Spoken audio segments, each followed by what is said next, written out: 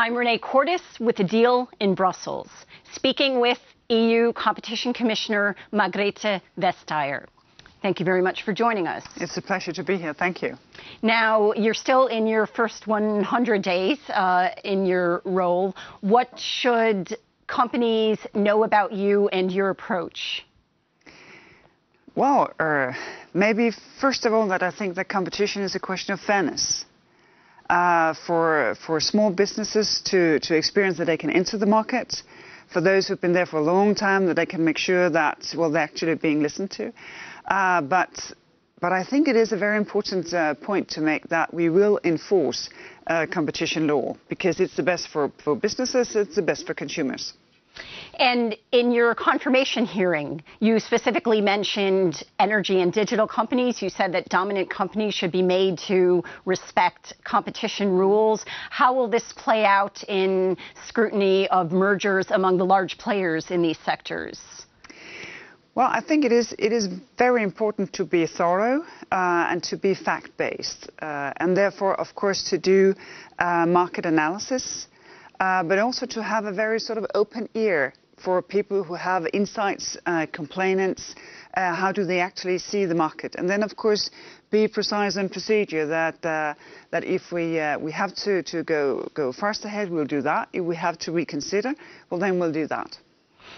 And what about the telecom sector? We've had a number of deals that have been approved, but only under very strict conditions, particularly in situations where you're going from 4 to 3 players. Will the Commission continue to look for far-reaching conditions in those types of deals? Well, I think the short answer is yes. Because it's very important to balance, have a balanced approach here. But for consumers, it is absolutely essential that there is competition. I think we had almost like a textbook example of the need for competition. There was announced a merger in Denmark, and immediately the stock price of the incumbent went up. And the analysis was pretty obvious. Well, the incumbent will think that competition now goes down when competitors actually merge. And I think that's a very good reminder that we have to be sort of very thorough looking at mergers to make sure that the consumer will still have a wide choice, different prices, high quality, innovation. Because basically competition is a vehicle for choice, for innovation, and for price and quality to match each other. Does a 4 to 3 situation automatically raise red flags with you? There is a deal being discussed right now in the UK that would create that situation. Is that something that raises alarm bells in your head immediately? Well, at least I get concerned because I do not think that it's an ideal situation to have very few, very large companies, especially not in a situation where the markets are still very national. Because even though we have worked on getting roaming prices down and opening more, the markets are still very national. So even though companies would like to grow bigger and consolidate, from a consumer point of view, it is very important that we enhance competition.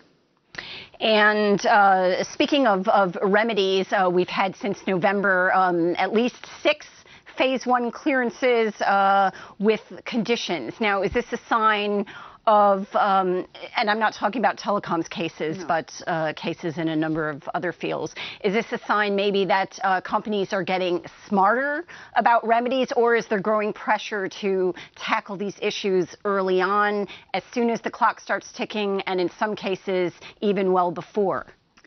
Well, I think it's a combination of both. I think that companies are being more and more sort of experienced, gaining more experience, more insight as to what will be the questions, the demands in order to enhance competition, and doing a lot of work before the real notification. And that also enables us to get to know the market and the companies much better, And therefore we can be speedily in the first phase process, which I think is very good for everyone, because then the companies can go on, and both for consumers but also for employers, actually to know what is going to happen with my company. So I think using pre-notification, and for the companies to be... Even if the pre-notification gets longer and longer? Even if that may be the case, because that enables us to find a solution which is, has market conformity and which still serves the company and the purpose for the merger. Now, it has been a while. I think it has not since 2013 that we've seen a merger prohibition here. Is the prohibition era over? No, of course not. It's in the treaty, but for me it's very important to have a case-by-case approach, because markets are different, mergers are different, and I think it would be maybe even illegal, but at least a very bad idea to start working with quotas. To say, now we have used up all our sort of goodwill, now we need to be tough on the next merger. That doesn't work. It has to be an open, fair, neutral process, and I think that is the point. Not the question of whether prohibitions are out or not, but what are the cases coming in on our desk. Right.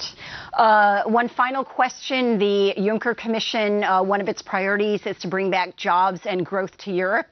So as the EU's top antitrust enforcer, what is your role in that? How do you fit into that?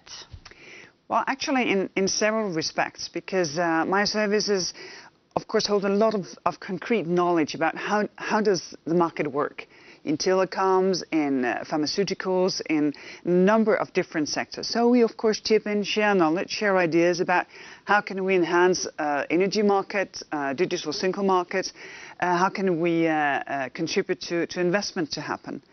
And that is sort of the broad scope of competition knowledge. And in a smaller respect, I think we can help as well to enable people to see, for instance, state aid rules as something which will qualify your decision instead of being a barrier to investment. And in that, I think competition, growth and jobs, it's a very, very good match. On that note, thank you very much, Commissioner, for joining us. For The Deal in Brussels, I'm Renee Cordes.